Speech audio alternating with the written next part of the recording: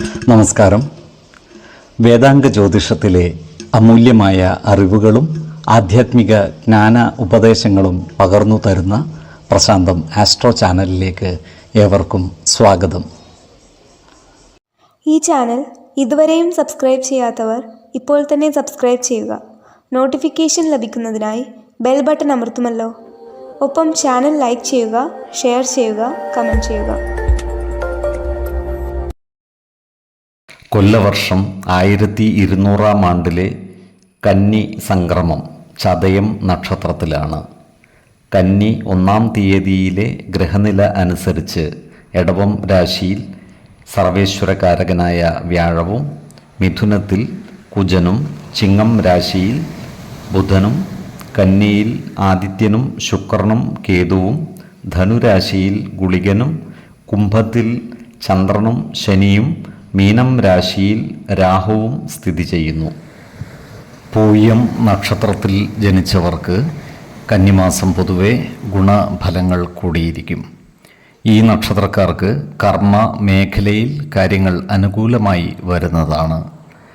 കർമ്മ മേഖലയിൽ നിന്നും വരുമാന വർധനവ് ഉണ്ടാകുന്നതുമാണ്. ഈ നക്ഷത്രക്കാരായ ബിസിനസ്സുകാർക്കും കാര്യങ്ങൾ അനുകൂലമാണ്. മന്ദീഭവിച്ചു കിടന്നിരുന്ന കച്ചവടം പുരോഗതി കൈവരിക്കുന്നതുമാണ്. കാലത്തിനനുസരിച്ച മാറ്റങ്ങൾ ബിസിനസ് മേഖലയിൽ കൊണ്ടുവരുന്നതിന് ഇവർക്ക് സാധിക്കുന്നതുമാണ്. എന്നാൽ ഫാക്ടറികളിലും മറ്റും പ്രവർത്തിക്കുന്നവർക്ക് തൊഴിൽ സമരങ്ങളെ നേരിടേണ്ടി വരുവാനുള്ള സാധ്യതകൾ കാണുന്നുണ്ട്. ഇത്തരം സന്ദർഭങ്ങളിൽ സമചിത്തതയോടെ ആത്മവിശ്വാസം നഷ്ടപ്പെടാതെ മുന്നോട്ട് നീങ്ങേണ്ടതുമാണ്. അതുപോലെ ഈ നക്ഷത്രക്കാരായ കർഷകർക്കും കാര്യങ്ങൾ അനുകൂലമാണ്.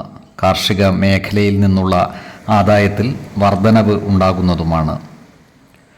ജീവിത പങ്കാളികളുടെ സ്വത്തുവകകൾ കൈവശം വന്നു ചേരുവാനുള്ള സാധ്യതകളും കാണുന്നുണ്ട്.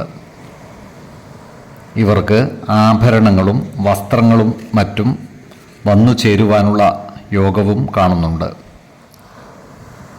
അതുപോലെ ശത്രുതാ മനോഭാവത്തോടെ പെരുമാറുന്നവരുടെ പ്രവർത്തനത്തെ തടയിടുവാൻ ഇവർക്ക് സാധിക്കുന്നതുമാണ്.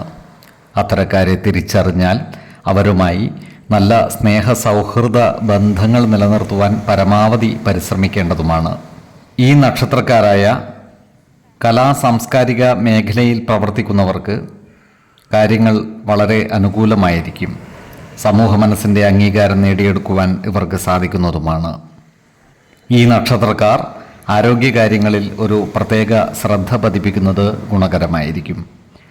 4, 19, 30 തീയതികൾ അനുകൂലമാണ്.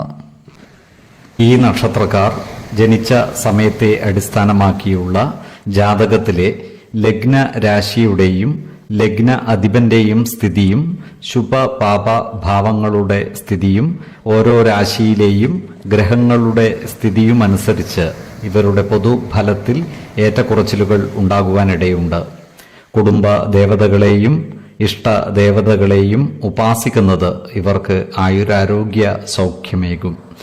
ഇഷ്ടദേവതാ മന്ത്രം 108 തവണ ദിനംതോറും ലിഖിത ജപം ചെയ്തു വരുന്നത് ഇവർക്ക് സർവ്വ ഐശ്വര്യങ്ങളുമേകും.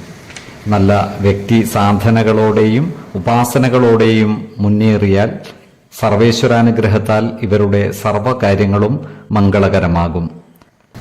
നന്ദി, നമസ്കാരം. ജ്യോതിഷരത്നം പ്രശാന്ത് കണ്ണോം.